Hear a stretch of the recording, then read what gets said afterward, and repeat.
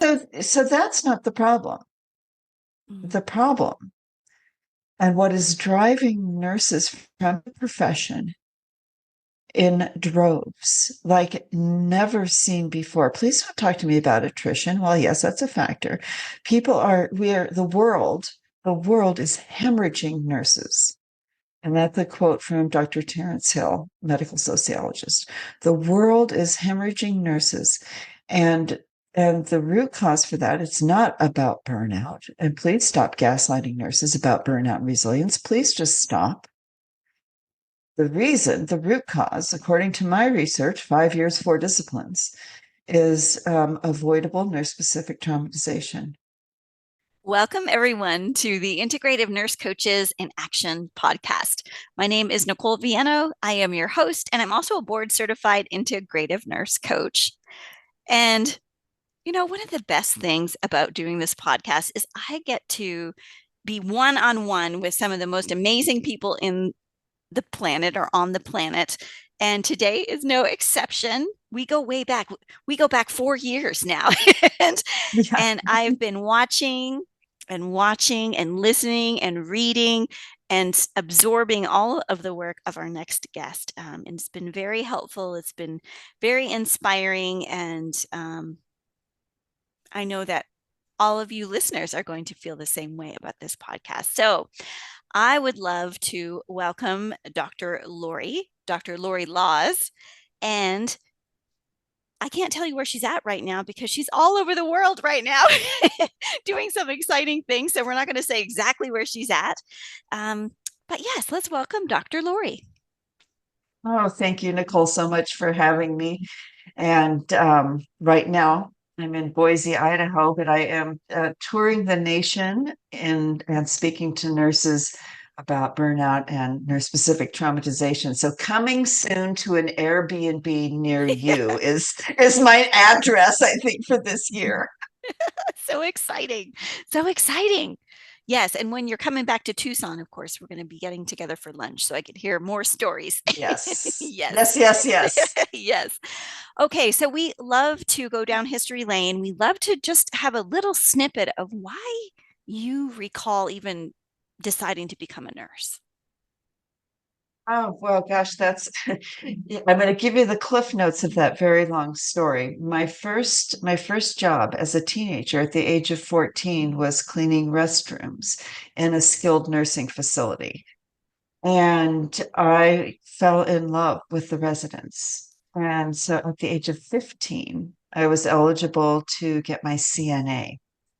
And so before I was old enough to drive or vote, I was facilitating end of life transitions and I think that is where what I call my healer's heart, my why for nursing, my why for doing many of the things I do for what matters most. I think the seeds were sown there. So I worked as a CNA for 6 years. That's how I provided for myself during high school and college. And at the age of 21, due to lack of equipment in the teaching hospital med surge unit where I was working, we didn't have enough Hoyer lifts, one for 4 floors, and I had a large patient go down and my back herniated severely Mm. in four discs. And so the medical team, my school counselors, I was an undergraduate student at the time, everybody was like, you cannot go into nursing. Like this injury is so significant that we really need to advise you to do something else. And 21-year-old me heeded that counsel, and so I went off and had a career in business, and then I had a career as an art teacher, and then but it was still with me. It was still with me, and at the age of 48. I survived a life-threatening illness, which turned out to be toxic mold growing in our home for over 20 years, what we didn't know. And my life sort of got turned upside down. My marriage fell apart. I wasn't employable because I had been sick for so long, and I was really leaning into nature. I took a year and lived out of my truck in nature, um, looking for holistic, integrative ways to heal because we still didn't have a diagnosis at this point. The state of the science wasn't where it is now. I recently have a diagnosis. I have made a full recovery since 2017, but at this time we didn't have the evidence base where it is now, and so I was mysteriously sick for a very, very long time. And as I was out in nature doing what a lot of us integrative nurses do, I didn't know I was integrative nursing and self-caring myself, but that's in fact what was happening. I started getting these intuition vibes of like heal the healers. Heal the healers. Now, I'd been a healing arts practitioner since I was a very young woman. So this was very much part of my vocabulary, very much part of my way of living. And so it's like, well, I have to go back to school and do something. So I think I'm going to go back to school at the age of 48. I started my prereqs. And at the age of 50, I went to nursing school while in menopause. Woo! And that's important to say. Absolutely important to say. Because that was like nursing school on, oh my goodness. And so I went through the University of Arizona's MEPIN program, the master's entry to the profession. And I was really disheartened that not much had changed in the treatment of nurses as sort of marginalized and oppressed and occupationally restricted due to a lot of healthcare system inadequacies that had not changed since the mid to late 1970s and early 80s. That's how far back I go. And so to have this 45-year span of going, wow. I mean, back in the day, we had to wear all white. We had to, if we were charting at the nurses' station and a physician or a provider came up, we had to immediately avail our seat to them. It was a very kind of paternalistic culture then. And while there have been gains made, I still was observing, when you're entering your practice at 50, 51, 52, you have a lot more wisdom than you do at 21, 22. And to really see that nurses were still being uh, for lack of a better term, treated as pawns on a corporate chessboard, being stretched so thin, being overworked and under-resourced. And, the same things that we were talking about in the 70s and in the 80s and in the 90s, And so I opted not to go into practice and into direct patient care, but I continued on um, to earn my PhD. And it was a real crisis of conscience for me because I felt as though I was somehow less of a nurse because I didn't do that first year in med surg, right? I had been conditioned, as many of us had, that you earn your stripes and you earn your value because you have to get out of nursing school and you have to do a year at least in med surg or you're not really a nurse. And my calling was different. And so I knew that if I entered practice in a traditional manner, that I would not be able to affect change on behalf of the nurses that I were seeing. And that I myself, as a student nurse and new graduate, was experiencing at the age of 50, 51, I think.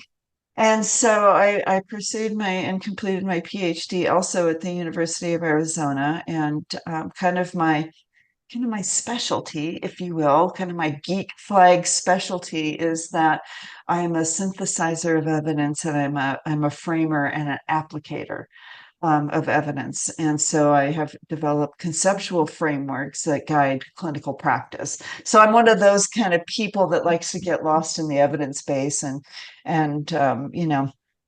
find solutions in those ways. And so I finished the PhD in 2018, and in 2019, I kept getting this heal the healers message. I'd Like, okay, well, all right, I'm a nurse now. What am I supposed to be doing with it? Like it was just such a calling. And I don't know, for those of you out there who have had a calling, it just it's like somebody's gripping you by the hand and isn't letting go. Like you really, it's just like it really touched my heart so deeply.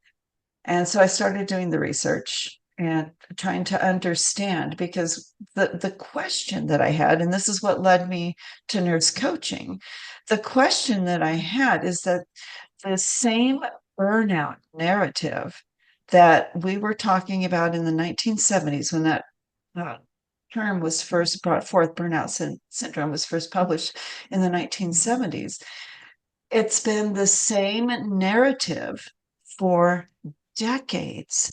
Mm, And yet the people that I was working with, as I was going through my nurse coaching training, and in my community, and with my colleagues who were refractory, they were not responding to the traditional self-caring practices in a way that was helping them to recover from what was quote unquote burnout. And so that got me asking some really big research questions, because I'm a nurse scientist for my day job. I am a professor at the University of Arizona's College of Nursing, where I teach in the nation's very first BSN program with an integrative health focus, which is super exciting for me.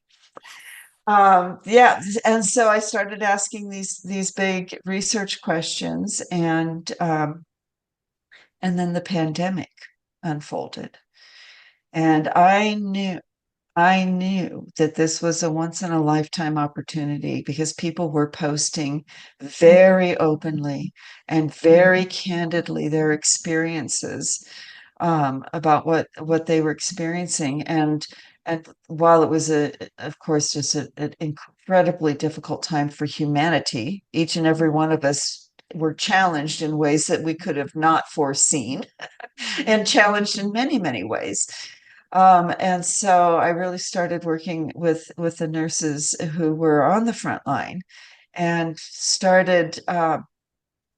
I started to see that it wasn't burnout that we were talking about. It wasn't just burnout. Yes, burnout perhaps is an aspect, right? But I came across, I went to four. I also have a background in social and behavioral sciences, where I taught in that college for 8 years prior to joining the College of Nursing. And so I have this really wide interdisciplinary, interprofessional lens through which I can conduct research. And so I started looking outside of the nursing evidence base for solutions, and to try and figure out what was really going on. Why are millions of nurses not responding to traditional self-caring practices to address burnout? Like what is going on here? And mhm, so I went into the disciplines, not only nursing and integrative nursing, of course, that's where I started. Then I went over to neurophysiology and transpersonal neurobiology, and then relational neuroscience. And that's when I started to see that what we were talking about was a physiological response to trauma exposure. And then, and then as I'm like stepping into all of this research, and now it's like, now I can't not see it. mm, Right yes. now, it's like, now what we have are traumatized nurses here.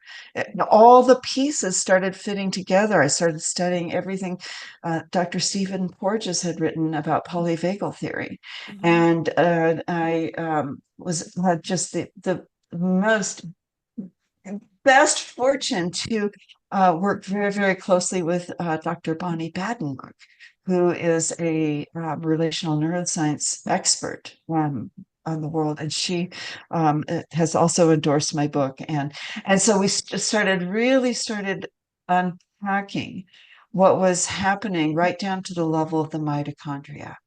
Like, let's get down to the autonomic nervous system. Let's look at this through the lens of polyvagal theory. Let's look at this through the lens of Dr. Naviaux's cell danger response theory, which really talks about how the body, what happens to the mitochondria as a result of prolonged stress or trauma exposure. And so at the same, so I had some choices to make at about this time. So I'm finishing. I have completed my coaching program with Inca, which was 5-star excellent. If anybody out there is a shameless plug, has changed my life in the best senses of the word. Has directed my practice to be very aligned with who I am and what I'm called to do in the world. So I'm just so grateful for that. So as I'm finishing my Inca program, and I had been publishing my findings in peer-reviewed journals, like an academic is supposed to do, and I grew frustrated because I realized that I was not reaching the nurses in their living rooms who needed this information, this help, this opportunity for healing the most. A good majority of nurses can't access through their employers or through their budget, to spend $50, $60 for one article, right? And so I sat with that for a long time. And though I have published in peer-reviewed journals, and that's important, it's important for nurse scholars and scientists like myself to contribute to the evidence base. I'm also, first and foremost, a healer. I've been in the healing arts forever, my whole life. And so my healer's heart was like, how can I get this? How can I get this research and the conceptual framework and the 4-step process and the 100 practices that I had developed while I was coaching other nurses who were experiencing burnout, which almost always turned out to be nurse-specific traumatization. How can I get this into the living rooms of nurses worldwide? That was the question. Well, that's a big question. That took a minute to process. Wait a minute. Did I just say I wanted to get in the living room of every nurse who needs this information? Yes, I did. And so how do I do that? You know? And so that led me, while I'm a scientific writer, I had to learn how to write a book that is not a textbook, but really a nurse coaching book, if you will, educational resource, where I learned how to write like a traditional mainstream author, right? Where I could bring this work into the living rooms as though you and I are doing right now, sipping a cup of tea and talking about it in a very approachable, accessible manner. And so I had to go to how to be an author school after I finished my after There's I always finished something. all right, after I finished my nurse coaching, right? My nurse coaching, and I have a practice where I work with nurses and other health professionals and coach them through the occupational or nurse specific traumatization healing process. And so while I was doing that, I went to author school and learned how to write a book proposal, do market research, and all the things that an author has to do that I had no idea. You had no idea. And you're on the right path. You know that you're answering that calling when, as a debut author, without an agent. I did not procure a literary agent to represent my work. I just felt like I wanted as few layers on this work as possible because I wanted this work to be priced affordably for any nurse on the planet, that they could get this if they wanted it, right? And so I went and I submitted 3 proposals, 3, and I sold the book to a traditional publisher on just those 3. Now, usually as a debut author, nobody will even look at your work. Right. let alone, Whew. acquire it for worldwide distribution. So that was a huge, huge blessing. And so that at the same time, all of this is happening. It's as though the sky parted and Dr. Karen Foley from Purdue University, I want to give her so much attribution and gratitude, um, because I knew, because my job as a nurse scholar is to know how to work with theory, right? That's a big part of what I do for a living in my day job. And I knew we didn't have a middle range theory for Mm, nurses mm, that address psychological trauma, and I was in the process, I was starting the process to cobble together, because my work, although written for any nurse in their living room, I'm also a professor, I'm also a scholar, and it needed to be grounded in the evidence base. It needed to have strong philosophical and theoretical foundations, even though I don't talk about those overtly, they're present, that we mm. all know that this is high quality um, nurse literature. And one day I was just a little bit, to be honest with you, I was a little bit overwhelmed at the thought of having to write a middle range theory while I'm writing a book. That felt like a lot on my nervous system. I'm not gonna lie. Right. And but when you say yes to your calling, and how I said yes to this calling to heal the healers, to help, to do my part, as to when I say heal the healers, I mean facilitate healing, but that's just a mouthful to say. So it's like heal the healers. Um, when you and I I'm willing to do whatever is required with ease and grace. I surrendered uh, to this work with every fiber of my being. It's like I am willing to do whatever is required. Does that mean I'm going to self-fund 5 years of research so I can get it into nurses' living rooms? Yes, I will do that. Does that mean that I will go to author school to learn how to write a book in this manner? Yes, I will do that. Does this mean I need to write a middle range theory? I mean, yes, squeaky voice, I'll do that. But then a huge blessing fell out of the sky, and in my inbox landed Dr. Karen Foley's middle range theory for nurse psychological trauma. And I still get goosebumps when I think about the synchronicity and the timing of her work and my work intersecting in such a harmonious manner. And so my book is grounded in that middle range theory that I did not have to write. Thank you, Dr. Foley. Um, We and should was plop a able to, link in for Dr. Foley in the show notes about this nurse psychological. yes, Tell us what the theory again yes. is. Nurse It's psychological. called it's the middle range theory for Mm-hmm. nurse psychological trauma. Mm, And it is what we can use. And this is the last chapter in my book, which, by the way, is titled Nursing Our Healer's Heart.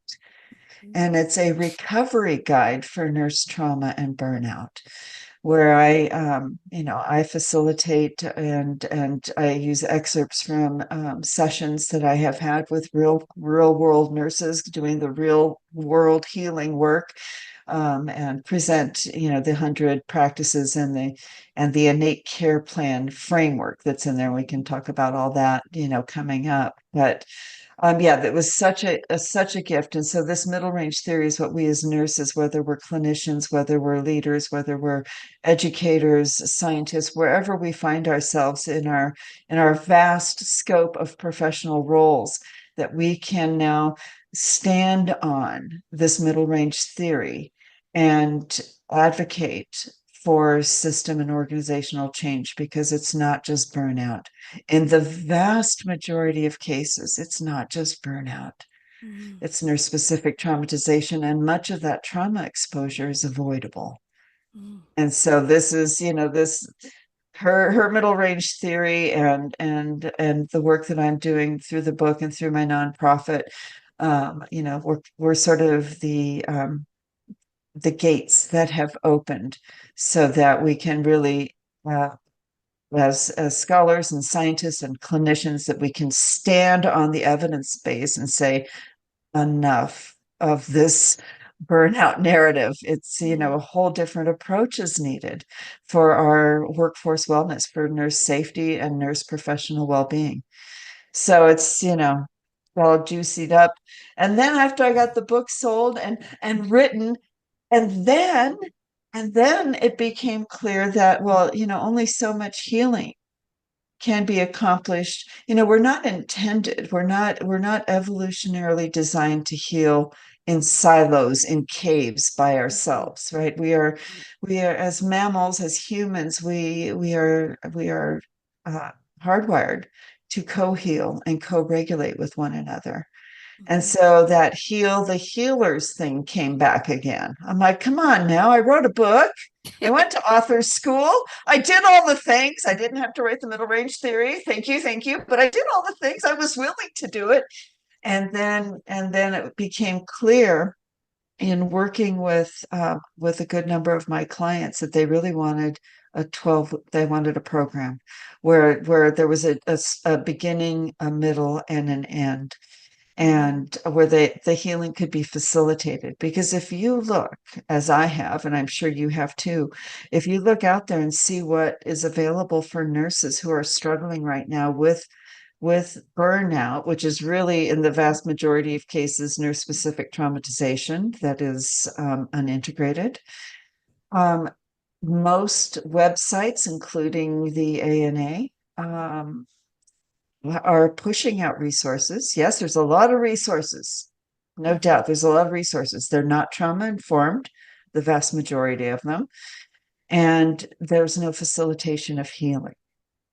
Right, healing needs to be fully realized. That's why nurses, that's why we exist professionally, is we are the ones that facilitate the healing for those in our care, right? And so to push out a bunch of resources at nurses who are traumatized, who are burned out, who are unwell in any dimension of body, mind, spirit. In my work, I call that body, mind, essence, to Mhm. capture the legacies of unintegrated trauma that are generationally transmitted, and all sorts of other Mhm. oppressions and abuses that get proclamated down the lines, right?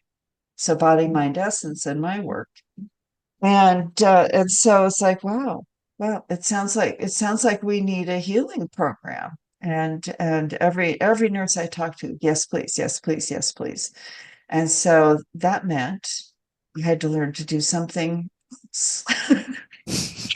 because I said I was willing to do whatever is required. So for those of you out there, just know that sometimes a lot will be asked of you when you surrender to this degree of utter surrender, of being willing to do whatever is needed to affect the change that you have been called to lead.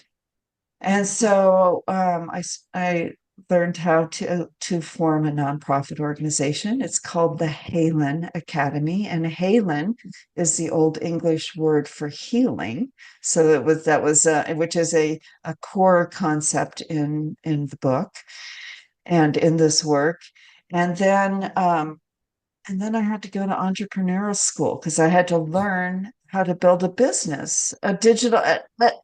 Wait, you want me to do an online business that serves an international nursing community? That seems like a lot for just a little nurse over here. And so for the last 12 months, I have been in entrepreneurial school, learning how to develop and run a business, that a container, really, that nurses can come to from any part of the planet. And I'm working with nurses in Canada and in England and in Australia, and of course here in the U.S., and in various parts of, I think almost every state. I am working with one or more nurse. So it's really provided a rich, as I'm a qualitative researcher, that's my research specialty. So I am getting such rich data and information that is really informing from nurses through a nurse, a nurse scholar and scientist, and back to the nurses. This is us leading and being the change we need to see so that we can be safe and professionally well. So that has been in a nutshell. So you asked about my nursing career. That's how much time do you have, Nicole? That's right. Wow. I know we're all listening with bated breath, like, oh my gosh, girl, so much has happened for you over your lifetime. And this is just the little bits that you want to share with us right now, right? There's so much more. That, of course, that is Dr. Lorre, right? Um, a few things really stuck out for me with all of that. And so many things are sticking out, but this you spoke earlier about what was the word you used? I got to think back. Conditioning. Before I even go there, I just want to celebrate first. Can we celebrate? Like, can we celebrate all of this work that you're doing? And Oh, thank can you. we celebrate that? Because, oh my goodness. And you were just asking the question of the universe. How am I going to help? How am I going to help? And you are you just gave in. And then all of these downloads, all of these messages coming to you, and okay, what do I need to do? And then just taking another step, learning something new, exposing yourself to all the vulnerabilities of that. And just saying, you know what, I'm just going to do it. I just feel so called that I will do anything that is necessary. And Yeah. let's like, whew. Yeah. When you say it feels big in my body. As I'm doing it, it's just like, I've been working for 12, 14-hour days. I have a day job and then I have dinner and Mhm. then I do this work in the evenings every weekend, every holiday, every vacation has gone, into this light work project, heart work project, right? Mhm. And Mhm. so thank you. I mean, really, like I'm getting a little verklempt because to Mhm. have it mirrored back to me, it has been a labor of love. It is hard work, and it comes from a place of such deep caring for those of us who have chosen, whether by calling or by other choices. Nursing doesn't have to be a calling. It is for many, but it doesn't have to be. We are all showing up in service and facilitating healing, and we bring our whole heart with us, and we bring, our whole lived experience with us, and in service to those in their most vulnerable times. And what a great privilege and honor, although it has added many gray hair and many line on the face, but that's expected for where I am in my lifespan, so I'm not mad at it. But yeah, it has been a lot, and thank you for just giving me a moment to even just kind of process that with you. Yeah, it's been big Mhm. for me. It's been a lot in a lot of ways. It's been a lot. Yeah. Mhm. Mhm. Mhm. Well, thank you for the work that you're doing. Yes. Yes, because somebody's got to do it, girl. When I was listening to your story, like, yeah, 1970s, here you are, a CNA, and being exposed to the realities of healthcare, and then coming back later, what was Right. that? Almost 50 years later, no, Yeah. maybe 40 years later, and it's the same. Some of the Yeah. same things we're seeing. Yes, technology and everything is advanced. All of the things that we do, the tasking, all of that is advanced. We're advanced. And yet we're still faced with the challenges of being able to function to our full capacity of being a human Right. in the systems that may not be truly supporting us or that are not truly supporting us in the ways that we need as fellow humans, caring for fellow Yeah. And humans. Yeah. right. And one of the challenges, and this is part of why I'm spending a lot of time of late doing interviews and podcast conversations, is because it's the conditioning, going back to that Mm-hmm. conditioning. Yeah. We've all been conditioned to think that, and to believe to be true. And I'm going to invite each and every one of us to challenge these old assumptions from the 1970s that even when we look at the World Health Organization's definition for burnout, it is occupational stress that is not effectively managed. Mm. Now, we're not talking about occupational stress anymore. We are talking about extreme trauma exposure, Mm-hmm. right? And I find, and I recently, and I have a baby podcast on YouTube. I'm just learning how to do that right now. That was the next thing I had to learn how to do was now a podcast. Are you kidding me? So I'm learning how to do that right now. I'll be on, It is a wonderful I'm on, podcast, by the way, listeners. We're putting that link to the oh, podcast in our show notes. yeah. Yes.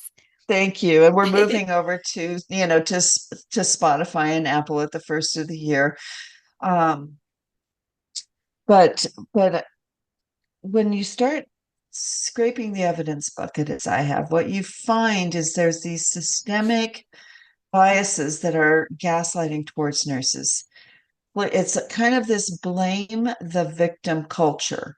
Mm. Like, well, nurses, if you're burned out, well, you should just do better self-care. You should work on your resilience. And even the ANA recently, and I say this with such humility and respect because I have such tremendous regard for the good work that the American Nurses Association is doing, but things like having a positivity squad. Mm. We are talking about trauma. And what is happening is when you start shifting the blame onto the nurses, like and I have been physically assaulted, as many of us had. I just spoke recently, yeah, you too, raising your hand. I just spoke at the National League of Nurses last month, and I had over 200 nurses in my audience, which I was so grateful, each and every one of them there. And I asked them questions as I'm going through my slides of, raise your hand if you have ever been.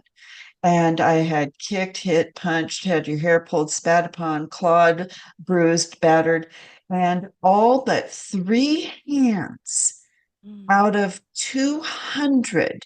Imagine me up there at the podium looking out at my colleagues who I love with my whole healer's heart. And I see that 197 out of 200 have experienced physical assault Mm. while in practice as well. It's just not okay. And so then you start looking, because that's my job as a scientist, right? I start looking and I'm like, these outdated narratives around burnout are really blame the victim culture.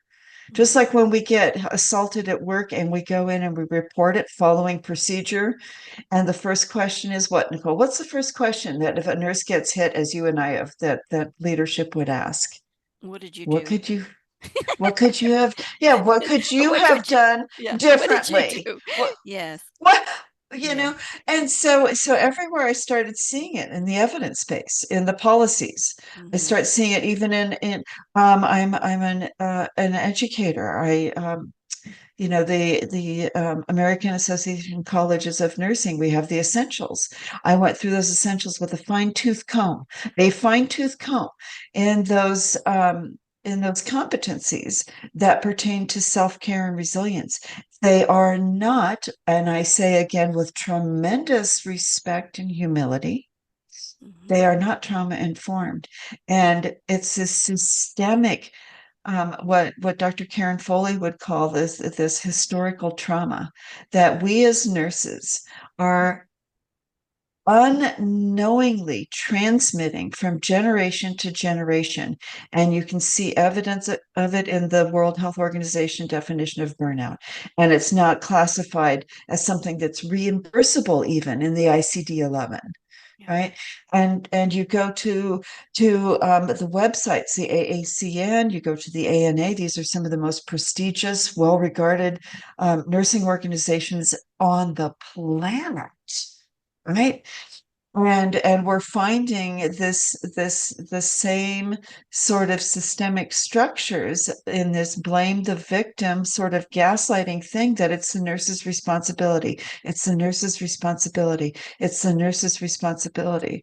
So when the ANA, or I'm sorry, the AACN, the American Association of Colleges of Nursing, had their public comments on the essentials, please know, everyone, that I spent hours advocating for us, because these are not trauma informed. Where is the organizational's responsibility? Where is the system's responsibility? If nurses need to strike because it's unsafe for them to practice, and they are working within their scope of practice and within the laws of this land, it's the nurse's responsibility to find someone to cover their shift? Are you kidding me? Mm. Are you kidding me? Mm-hmm. And everybody is sort of, I guess I guess I was the one that drew the short straw that said, you know what, you're going to challenge the system on your way out. Because I'm close enough to retirement that it kind of doesn't matter for me right now. I'm just here because I care, you know? Yes. And it's like, you know what? I'm going to say, and I'm going to stand on the evidence base. And I'm going to stand on our middle range Mm-hmm. theories. And I'm going to stand. I had Dr. Jean Watson endorse my book, Dr. Bonnie Badenoch, Dr. Terrance Hill, who is a medical sociologist, Dr. Janet Quinn, who is one of the nation's leading nurse scholars, and Dr. Mary Beth Ackerley, who is a renowned trauma healer and board certified psychiatrist.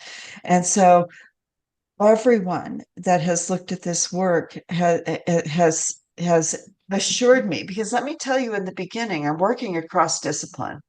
Right? Mm-hmm. It's a big limb to be out on for for a nurse scholar to be out really like doing deep diving. But I went and got peer reviews of this work from each of the disciplines that is represented in this work, to make sure that I was bringing the very best that I could to our nurses worldwide, and really start challenging these assumptions, these embedded structures that aren't really in our awareness. Because, like for me, since 1970, for Pete's sake, it was 1974. Mm-hmm. 1974, it's 2024. Yeah. That's 50 years, right? Yeah. 50 It years. feels like 50, it sure feels like it in my body. It sure feels like a half of a century over here. And Yes. so, really looking at it, and I think that was, the divine guidance of why my back was injured so substantially as a very, very young woman. So that I would come back into the profession, an experienced professional, who had done well in other sectors. With humility, I had done well, and had came back in, not, because I had a calling, like many of us do, but I didn't know that this was a calling. But you see it Mm. differently when you enter the profession in your 50s, as I had done, Mm-hmm. than I would have not. I mean, when you look at divine perfection, which is something I'm always tuned into, the divine for perfection, the divine right order. And so I see the divine right order, and why I had to endure such a horrific back injury, that still is problematic to this day. There, it's back What injuries could like you this. They're never. what I could you have done herniated. differently? Right? What could you have done differently back then, Dr. There's Lorre? right there's one Hoyer lift. This was at a major academic teaching Mm, hospital, and the med surg floor had four wings. This is how big this particular hospital was, and there was only one Hoyer lift for the whole for four wings. hmm. In a building. So Right. yeah, what could I have done differently? But I do see the divine perfection as to why, I needed to go through that, and my life path, and that it has led me to this point where, this, like you said, somebody had to do it, and I was the one that into it was my ear into the calling was whispered and Hmm. yelled. And and so all I have done really is just answered that calling. But boy, what a what a ride it has been and continues to be. I mean, the Hmm. the book is coming out. It's coming out abroad in the middle of December, and here in the US it'll be out January 1st. And so really the work is just beginning, Hmm. Yes. in many ways. The next phase of the work, where nurses will actually be able to work with this. They'll be able to come to the offerings in our nonprofit, where they can be facilitated in their healing rather than somebody just shoving. It's like giving a cancer patient a bucket of chemo and a bunch of adjuvants, and say, well, here, go heal yourself. We see that you're unwell, we see that you're sick, and not to say that neurospecific traumatization is the same as cancer, but can we really the autonomic nervous system, the organs and cells in our body, they don't care about the narrative of the Hmm. how we became unwell, right? The organism at the cellular and organ systems level doesn't care about that. Unwellness is unwellness, and sickness is sickness, and illness is illness, and all of it Hmm. needs to be facilitated. The healing needs to be facilitated even when curing isn't possible, you know Hmm. Hmm. and that's what is so sorely lacking in our health systems, because the nurse's role as healer, as facilitator of healing, as the one who is supposed to be heart-centered, fully present, and open and curious and engaged in every aspect of the people body mind essence in their care. And it is simply not possible, given today's staffing ratios and lack of shortages and resources and violence in the workplace. It is not possible, and this is no deficit. If you are a nurse out there, please know this is not your fault. Hmm. You do not have a character flaw. You do not have a personality deficiency. There is no deficit. We are experiencing unprecedented uh, trauma exposures. And some of those traumas in Dr. Foley's work, she talks about in our middle range theory, she talks about avoidable and unavoidable trauma. And I really went down the rabbit holes with that in my work. And Nicole, you've heard me rant about that. But we are trained, because there is a certain degree of the unavoidable trauma exposures that nurses, like many other first responders, we are trained in that. We are Hmm. trained in second victim or vicarious trauma. Maybe not as well as we could be, but yes, but we are prepared for that in our training, in our education, and just as another form of unavoidable trauma exposure that's inherent with our profession, comes with the job, is trauma from disasters. And we've all been trained on how to respond to disasters when they occur. So that's not the problem. Hmm. The problem, and what is driving nurses from the profession in droves like never seen before. Please don't talk to me about attrition. Well, yes, that's a factor. We are, the world is hemorrhaging nurses. And that's a quote from Dr. Terrance Hill, medical sociologist. The world is hemorrhaging nurses. And and the root cause for that, it's not about burnout. And please stop gaslighting nurses about burnout and resilience. Please just stop. The root cause, according to my research, 5 years, 4 disciplines, is avoidable nurse specific traumatization. And this would be this historical trauma where we are unknowingly transmitting. An example of this historical trauma is nurses eat their own, Yes. you know, and you and I have permission to share this, Nicole, but my daughter, my middle child, my daughter Katie, she went through the same MEPIN program that I did, and here is her mama. Her mama is a nursing professor, and she is deep doing research for this work. And I'm an integrative nursing professor. Like every possible tool and support that this young woman who happens to be my daughter could possibly have entering her practice. She graduated from nursing school and with honors and awards, and arguably is a very, very good nurse. And that's not me just being her mom. Mhm. Others have bestowed awards upon her. And I knew as she was getting ready to enter practice, I said, I want you to call Nicole, and I want you to get a series of sessions of nurse coach sessions to coach you through, to help you, because you're going to be pushed off a cliff. As a nurse educator,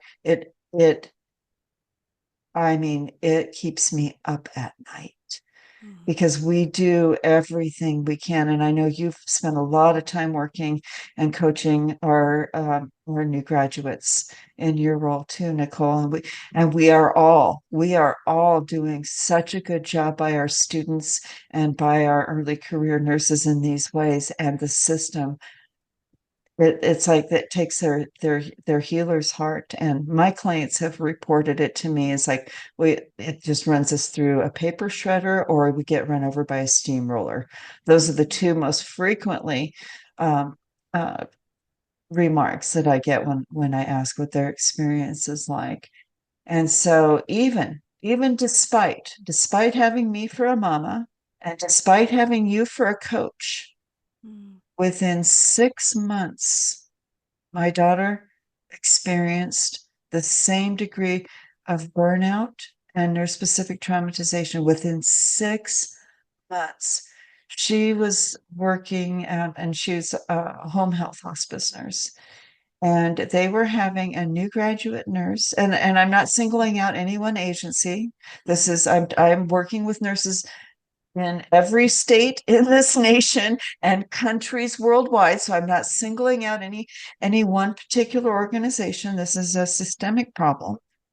And they were supposed to be working Monday through Friday, 8 to 5. It was Monday through Saturday, 6:30 till midnight, 1 o'clock, 2 o'clock by the time they could get their charting done. Well, none of us, it's physiologically Mhm. impossible. This is where we start looking at polyvagal theory, and we start looking at that cell danger response theory, and we start seeing what is really happening physiologically. I don't care what the World Health Organization is calling it, quite frankly, and neither does your body. Mhm. Right? I'm interested in your health. I'm interested in your professional well-being. I'm interested in your safety. And so I'm looking at it through that lens and seeing what's going on right down to the organelles, right? Let's talk about the mitochondria and the trauma exposure for most nurses is so great. It's so great that and I don't know if you want me to go unpack polyvagal theory. I can, but I'll skip to the finish line, and then you can tell me if your audience would be interested in that. Um, but what happens is that the trauma exposure we are evolutionarily designed to be able to withstand just about anything on the short term, right? That's what the sympathetic nervous system does. Real autonomic nervous system does a brilliant job with, we think about Sele's oh, it is that general adaptation to stress response syndrome, right? And so we have plenty of evidence that shows us very clearly that we are equipped to deal with short-term stressors, short-term trauma exposures. But I've been around 50 years. This is not short, and a half of a century is not short term. I think we can all agree. We can all agree on that. And so what is happening is that the mitochondria literally cannot produce the energy that is needed to withstand this amount of trauma exposure for this long of a period of time. And so the dorsal aspect of the vagus nerve, in part, and it's more complex than that, but I'm just going to break it, super simple, then starts putting the nurse into a protective mode called freeze or outright collapse. So if you're a nurse out there and you are dragging yourself into work, you want to do the best you can, but you don't have any oomph, any gas in your tank, and you're beating yourself up over, please don't, because this is a physiological situation where where we have endured too much for too long. And another narrative we need to be challenging is this resilience narrative, Mm. as though there is an unlimited reservoir within each of us of resilience, and you just need to go get you some more. Go to the resilience station and fill yourself up, nurses. Right? And so, but it doesn't work that way. And so this is why nurses are leaving the profession. And again, if you are a nurse out there and on your day off, it's called presenteeism. Mhm. Presenteeism is when we're at work, but we aren't all the way at work because, um, because we're tired, because we're a little brain foggy, because we're lethargic, because we have extreme fatigue. This is not you. This is not a deficit. This is not a character defect. This is your body has you in a shut down kind of a freezy state to conserve energy because your Mhm. mitochondria literally cannot produce the energy that is required in this severe of trauma exposure context. And so let's start changing the narrative around burnout and around resilience. And let's take a trauma informed approach to how we practice. And that's a big part of what I do in my book and in my nonprofit work is, so if you're a nurse out there and maybe you're not yet burned out or feeling, and here's the other thing. When I was scraping the evidence bucket, as I love to do, at the very bottom where all the sludge is, that's where you'll find me. I did a symptom cluster analysis because I was curious about, why nurses aren't responding to traditional burnout methods for healing. And well, what are the symptoms of nurse-specific traumatization? And what are the symptoms of burnout? And when I started, I mean, I deep dove, I needed a scuba tank. That's how deep I went and into the evidence base. And there is so much overlap between the symptoms and how the body is affected that um, we really need to update the the burnout narrative. And so many of our policies, how we're teaching our students, is not trauma informed when it comes to self-care and resilience. How we are onboarding our new graduates, and we should be supporting them with everything we have in those first years. There is no training for how to insulate yourself, how to insulate your nervous system, how to learn the language of your autonomic nervous system, learn the language of your vagus nerve so that you can insulate yourself from the impact of the avoidable nurse specific trauma exposure that you're going to endure. So learning how to use an innate care plan that is curated to your life experience, your personal trauma history, because we all have one. The American Association of College of Nurses, the AACN, says that we as nurses should assume that every patient in our care has experienced trauma. We don't need to know what that is, but we need to be sensitive to it. Well, guess what, everybody? Nurses are a subset of everyone. We are a subset of the general population. And Yes. so we too should be taking trauma informed approaches to our professional well being, workplace wellness, workforce wellness. Um, and so this is what I'm doing. So I'm hoping that I can get these programs. I have a 12-week curriculum. Anybody out there, I have a 12-week curriculum for your healthcare organization, for your educational organization. I am here. I will partner with you because we have the science. We have the conceptual framework. We have the middle range theory. We have the four-step process. We have over now 100 practices. This is what I've been doing for the last, well, 6 years and six figures of my own money. That's what I've got invested to date. And so all of this has emerged and it's available. And for nurses out there, if you think you might, when I was in front of the 200 nurses at the National League of Nurses, I surveyed them at the end, asked them for two questions because I'm really kind that way, just two questions.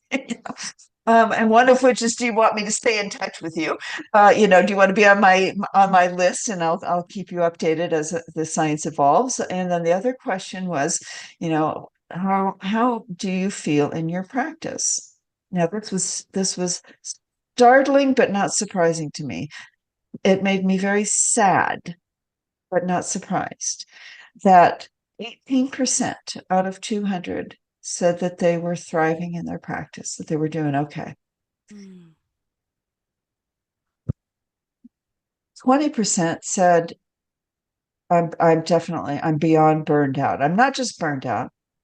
I am beyond burned out. And just over 50% said, I'm pretty sure I'm experiencing nurse-specific traumatization. I didn't know that that was a thing before I came in here, but I know it's a thing now, and I see it, and now I can't unsee it, Mm-hmm. which is beautiful because we have all of these resources that are ready for the nurses, ready to help healthcare organizations. I'm not here to bash on any healthcare organization. I'm here to partner. I am a healer. However you feel called to let me serve you and your community. Individual nurses, I'm here for you in those ways also. And we are going to also, what I've learned from nurses in this last year is that in addition, like many of them now have finished going through the academy, um, our 12-week program, and they want continuing support beyond that, like a membership, like a monthly, where we can continue to do this healing work and continue so that we can maintain the healing gains and Yes. translate those into practice so that when we go into the workplace, we aren't getting our nervous systems hijacked by the extreme trauma exposure, that we can stay regulated in our nervous systems. We can stay safe and healthy and well in our professional roles. But to do this, each individual nurse, there's an individual component where we each are responsible for our own healing work, whether it's this type of healing work or other ruptures, as Dr. Bonnie Badenoch describes, and her science suggests that 30% of the encounters that we have with one another are harmonious and they land well with one another. 60% result in micro ruptures or big ruptures. 60% of the time, we're in a process of rupture and repair. And that's, of course, in service to our, building resilience and tolerance, right? And Mm-hmm. so here we are. And then, her research isn't specific to nurses. So I would argue that for nurses that would even be higher. So, as individual nurses, we all have our individual ruptures that we've experienced over our lifetime and that are in various degrees of repair. And then we have the nurse specific traumatization. We have the individual traumas that we have all endured in our own very, very unique manners that are in varying degrees of healedness, which isn't really a word, but I love it. For And me too. so, yeah. And so here we are. And so we as individuals, we have to do that work. This is this is, this is nurses. I know this is what Nicole's doing in her work. This is what so many of the nurse coaches out there. I know I am talking with y'all out there, and I know you're doing good work helping nurses helping nurses. There's such a beautiful community out there. So if what I'm bringing to the table isn't resonating with you, it doesn't stop with me. The LinkedIn, all over the place. You can find nurses helping nurses, and us coming together and doing our healing work individually and as in communities. And then when we start working from our healing scars instead of our gaping wounds, because right now we're hemorrhaging out as a profession. I'm telling you, I've looked at the data from every developed country on this planet, and nurses are hemorrhaging out in terms of professional safety and professional wellness and well-being. We are not healthy in our professional roles. And a lot of that is due to healthcare system inadequacies and organizational shortcomings, the avoidable trauma exposures, the short staffing, the too high of acuity, the being floated to a unit that you don't have any experience in that particular specialty, the workplace violence visited upon us from families and patients, not to mention the lateral violence, the bullying, the incivilities, the hazing. Then there's the second, then we have the second victim traumas. So if you're a nurse out there, and this is another avoidable nurse specific trauma exposure, and you have been involved in a near miss, an adverse event, or a sentinel event, there's a whole nother layer of trauma that comes with that, the Mhm. dark night of the soul type of trauma. And then it's really, really unfortunate, because when you start looking at the root cause, in well over 90% of the cases, it's a system failure and no shortcoming of the nurse. But yet the nurse is carrying the burden of the shame and the guilt that was never theirs to carry in the Yes. first place. Yes. And so this is another one of those avoidable nurse specific trauma exposures. And so it's really changing the whole language around everything around burnout. It's not just Mhm. burnout. We're so Mhm. past burnout. Maybe it was burnout in the 70s. I don't know. I was a teenager. I couldn't tell you. And I know But the I good news that there's hope available, and yes. that's the good news, is that we've got our thumb on the pulse, and that healing is possible, help is available. You're not alone, and Yes. there is a pathway out, and you can thrive in practice. But we need to learn how to insulate our nervous system, learn how to navigate our nervous system, the language of our vagus nerve, and Mhm. then reframe how we go about self-care. Because if you all the self-care in the world, if you're on a dysregulated nervous system, you're not gonna, and this is why nurses, this is what I discovered. This is why traditional self-caring approaches aren't working for burnout. And it's because we're putting those on a faulty foundation. The foundation is a regulated nervous system. But if the nervous system isn't regulated, if we aren't practicing and living from our window of tolerance, where we are healthy, thriving, and well. But if we're in sympathetic overdrive, when we're overwhelmed, or we're going into that dorsal vagal kind of freeze response, right, or we're being kind of shut down, you can't self-care yourself out of that.